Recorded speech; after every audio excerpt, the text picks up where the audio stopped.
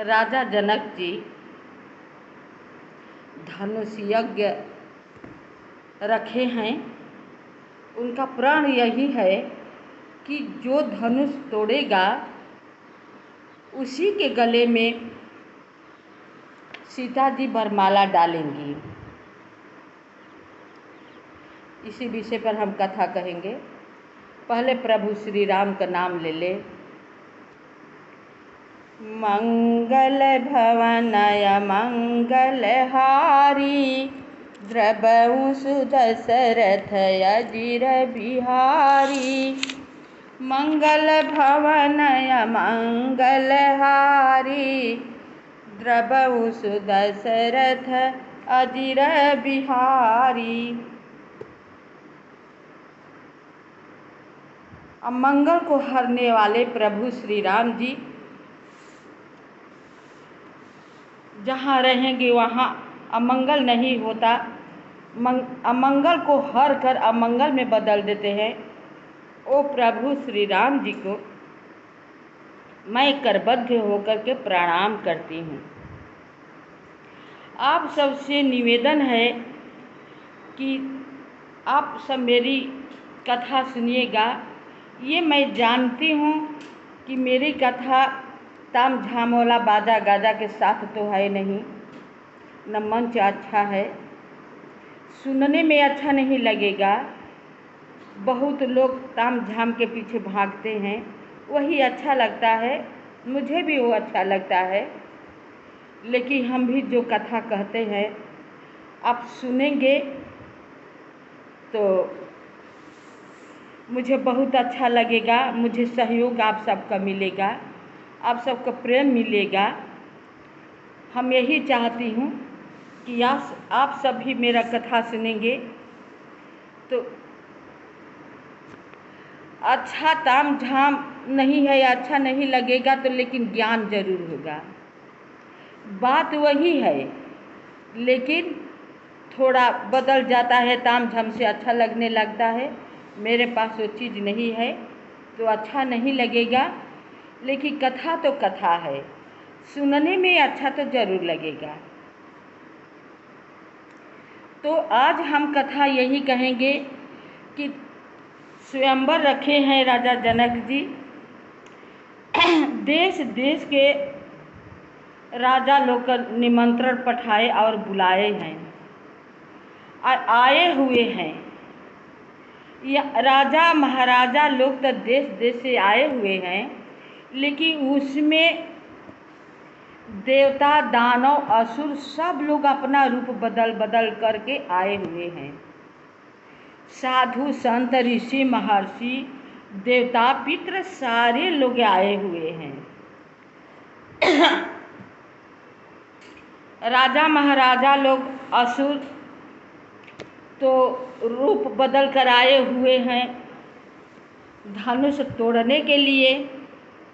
सबके मन में यही लालसा थी कि हम धनुष तोड़ देंगे तो सिया मेरे गले में वरमाला डालेगी, हम तोड़ेंगे तो मेरे गले में वरमाला डालेगी। लेकिन यहाँ पर देखिए क्या होता है। तमै की धरहि धनु मोढ़ नृप उठई न चलहि लजाय। मनहु पाई भट बाहुबलु अधिक अधिक गरुआय। वे मूर्ख राजा तमक कर किटकिटा कर धनुष को पकड़ते हैं, परंतु जब नहीं उठता तो लजा कर चले जाते हैं। अपना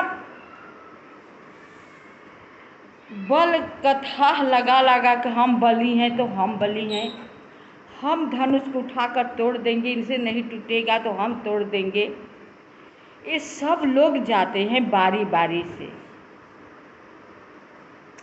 लेकिन सब लोग धनुष को हिला डुला करके और निराश होकर के लौट जाते हैं और अपने आसन पर बैठ जाते हैं नीचे सिर झुकाकर। भूप सहस दस एक ही बारा, लगे उठावन टरइन टारा।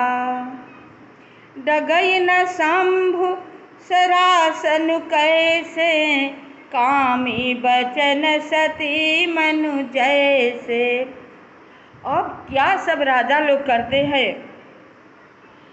जब सब अपना बल लगा लिए, सारा अपना जो अंदर था शक्ति वो सब लगा चुके, कुछ नहीं, धनुष टूटना तो जरूर, उठना तो छोड़ो, हिलना भी एक तिल हिला तक नहीं, धनुष को कोई हिला नहीं सका।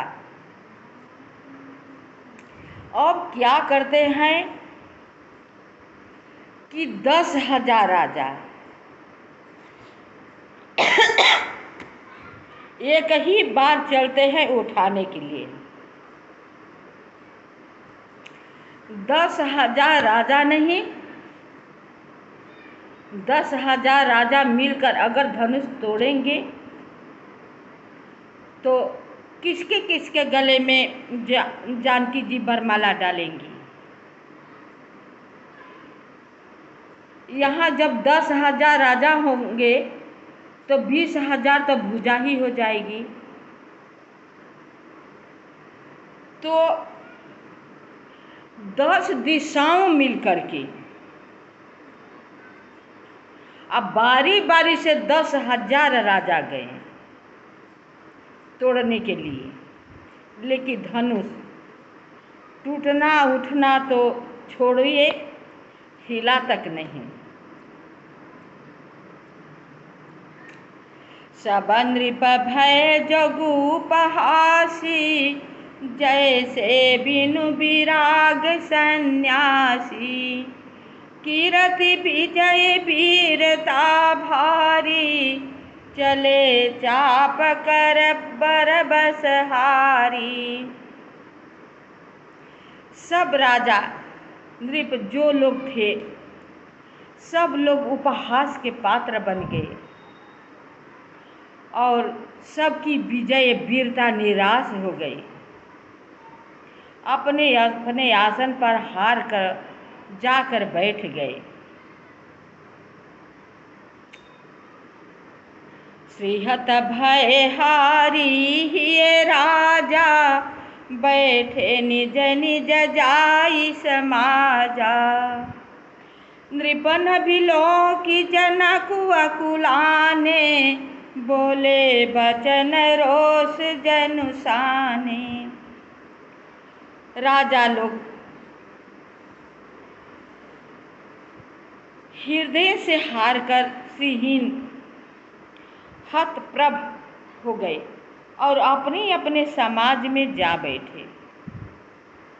राजाओं को असफल देखकर जनक जी अकुला गए। कोई भी अकुला जाएगा, अकुला उठे और ऐसे वचन बोले जो मानो क्रोध में सने हुए थे।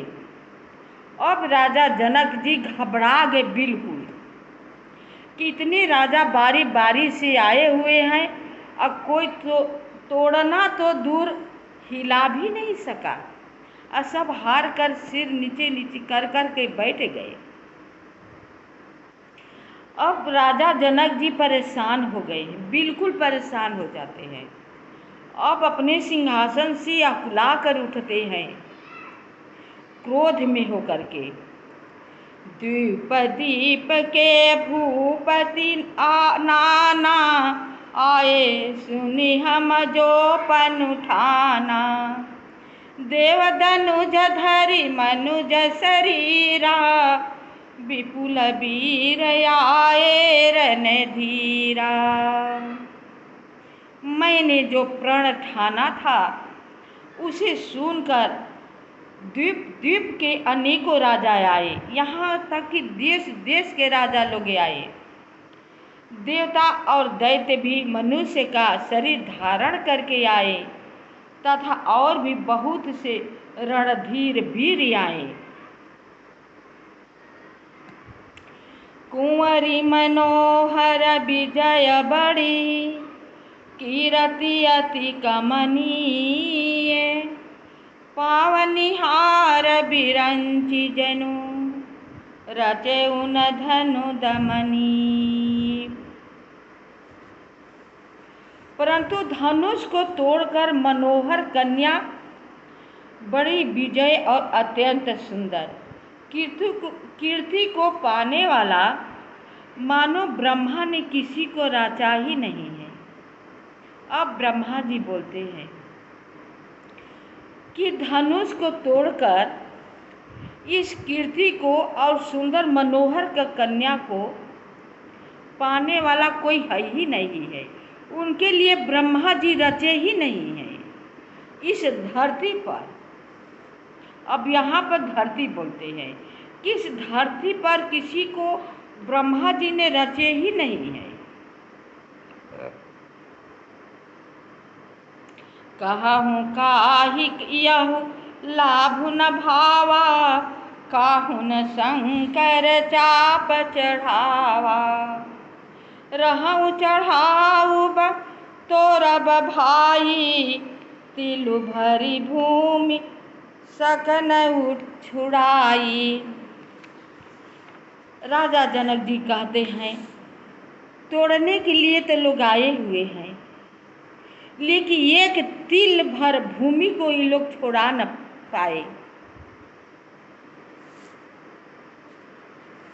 कहिए यह लाभ किसको अच्छा नहीं लगता। मतलब राजकुमारी तो सबकी अच्छी लगती है। अपना मान सम्मान, कीर्ति, राज वैभव किसको अच्छा नहीं लगता। लेकिन कार्य करने के बाद तो फल मिलता है। कार्य में सारे लोग असफल रहे तो फल मिलेगा कहाँ से। फल तो सब सारे लोग पाना चाहते हैं, महान बनना तो सब लोग चाहते हैं, लेकिन उसके योग्य मनुष्य होना चाहिए। तो धनुष के योग्य तो कोई है ही नहीं है। धनुष को तोड़ना तो दूर, तिल मात्र भर कोई छुड़ा नहीं पाया। अब जनि को माख भट मानी, वीर विहीन मही मैं जानी। तजहु आस निज निज गृह जाहूँ, लिखा न विधि वैदेही विबाहु। कह रहे हैं राजा कि सबको मैंने देख लिया, सबको समझ लिया, सब उपहास का पात्र बन गए। अब आप सब से निवेदन मेरी है, आप सब निराश होकर के अपने अपने घर को जाइए, लौट जाइए, आशा छोड़ दीजिए। अब बताइए समाज में हम कार्य करने के लिए क्या क्या सोच कर जाए। इस तरह का मुझे कोई बात कह दे तब मुझे उस समय कैसा लगेगा। न तो रहना ही बनेगा, न उठकर चलना ही बनेगा। कितनी वहाँ पर बेइज्जती हुई।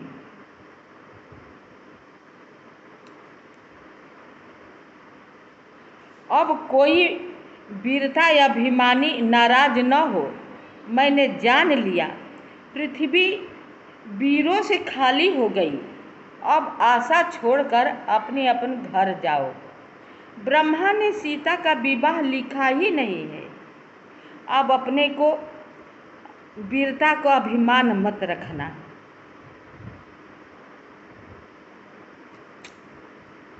सुकृत जाय जौं पनु परिहरऊँ, कुंवरी कुंवारी रहऊँ का करऊँ। जौ जन तेऊ बिनु भट भुवि भाई, तौ पनु करी हो तेऊ न हसाई। यदि प्रण छोड़ता हूँ तो पुण्य जाता है।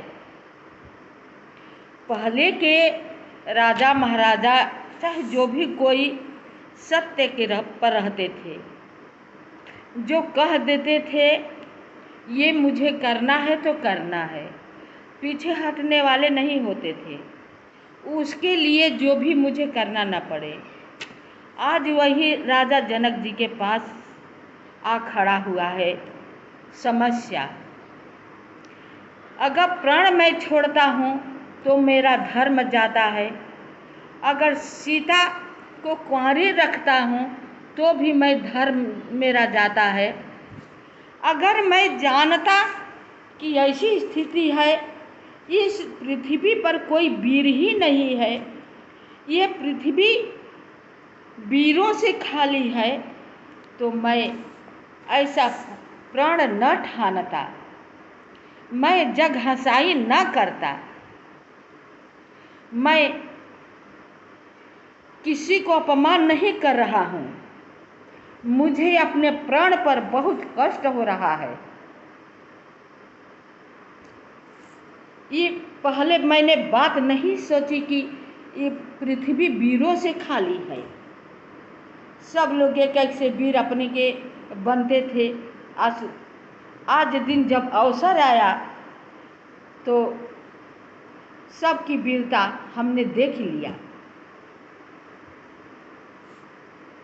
जनक बचन सुनि सब नर नारी, देखी जानकी ही भय दुखारी। माखे लखन कुटिल भई भौहें, रदपट फरकत नयन रिसोहें। जनक के वचन सुनकर सभी स्त्री पुरुष जानकी जी की ओर देखकर दुखी हो गए। जब जनक जी इस तरह का बात बोलते हैं तो सारे नर नारी जानकी जी की तरह देखने लगते हैं, देख करके बहुत दुखी होते हैं। परंतु लक्ष्मण जी तमतमा उठे। ऐसी जनक जी के व्यंग बात सुनकर वहाँ लक्ष्मण जी बैठे हुए थे। एक क्रोधी वो लक्ष्मण जी शेषा अवतार, वो वचन उनका कैसे बर्दाश्त कर सकते। अब लक्ष्मण जी ऐसे वचन सुन करके तमतमा करके उठकर खड़े हुए। खड़े हो करके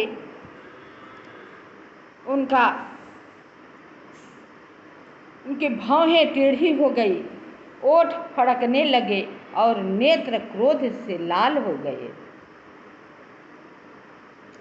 कहीं न सकत रघुबीर डर, लगे बचन जनु बान। नाई राम पद कमल सिरु, बोले गिरा प्रमाण। अब लक्ष्मण जी कह रहे हैं कि रघुवीर जी के डर से कुछ कह तो सकते नहीं, पर जनक के वचन उन्हें बाण से लगे। अब लक्ष्मण जी की यहाँ समस्या आकर खड़ी हो गई। वहाँ पर राम जी, गुरु विश्वामित्र जी बैठे हुए थे।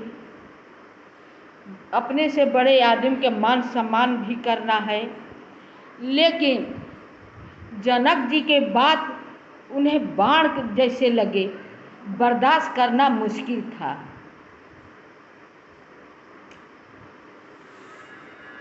जब अब वो चाह करके स्थिर बैठ न सके लक्ष्मण जी, श्री रामचंद्र जी के चरण कमलों में सिर नवाकर वे यथार्थ वचन बोले। उन्हें उठे और रघुनाथ जी के चरणों में, अपना गुरुदेव जी के चरणों में मस्तक नवाया और अब बोलते हैं लक्ष्मण जी, रघुवंशी महु जहाँ को होई, तेहि समाज यस कहई न कोई। सुनहु कही जनक जसि अनुचित बानी, विद्यमान रघुकुल मन जानी। रघुवंशियों में कोई भी जहाँ होता है उस समाज में ऐसे वचन कोई नहीं कहता। लक्ष्मण जी भी वहीं पर बैठे हुए थे। राजा जनक जी के क्या पता था कि रघुवंशी हैं क्या है, बस यही जानते थे कि मुनि जी के साथ आए हुए हैं और देख रहे हैं। अब लक्ष्मण जी के बात सुन रहे हैं, उठकर खड़े होकर के बोल रहे हैं। जैसे अनुचित वचन रघुकुल शिरोमणि श्री राम जी को उपस्थित जानते हुए भी जनक जी ने कहे हैं।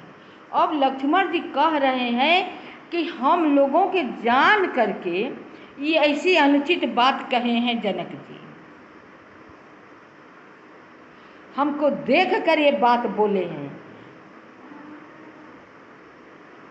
सुनहु भानुकुल पंकज भानु, कहूँ स्वभाव न कछु अभिमानु। जो तुम्हारी अनुशासन पाओ, कंदु कैव ब्रह्मांड उठाओ। हे सूर्य कुल रूपी कमल के सूर्य, सुनिए, मैं स्वभाव ही से कहता हूँ, कुछ अभिमान करके नहीं। यदि आपकी आज्ञा पाऊँ तो मैं ब्रह्मांड को गेंद की तरह उठा लूँ। अब राम जी से कहते हैं लक्ष्मण जी कि हे प्रभु, अगर आपका आज्ञा पाऊँ तो धनुष क्या चीज़ है, मैं इस पूरे ब्रह्मांड को एक गेंद की तरह मैं उठा लूँ। ये धनुष क्या चीज़ है और उसे कच्चे घड़े की तरह फोड़ डालूं। मैं सुमेरु पर्वत को मूली की तरह तोड़ सकता हूँ। हे भगवान, आपके प्रताप की महिमा से यह बेचारा पुराना धनुष तो कौन चीज़ है। कहा था ना कि आपके प्रताप से पुराना धनुष कौन चीज़ है।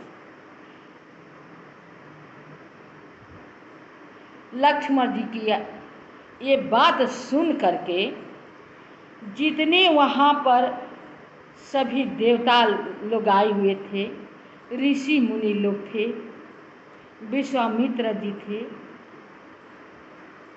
सीता जी और मन ही मन प्रभु श्री राम जी सुन करके बहुत अंदर ही अंदर हर्षित होते हैं, खुश होते हैं।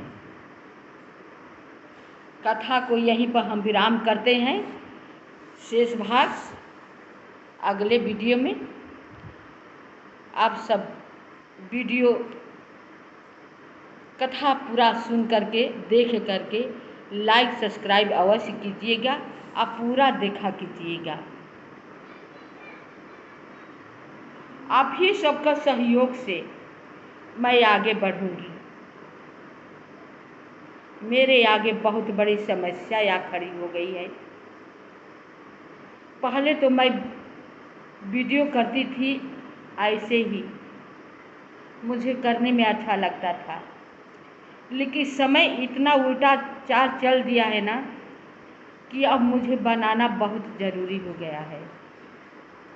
इसलिए आप सबसे अनुरोध है कि पूरा वीडियो देखें और मेरा सहयोग करें। अब मुझे विश्वास है कि आप सब देखेंगे।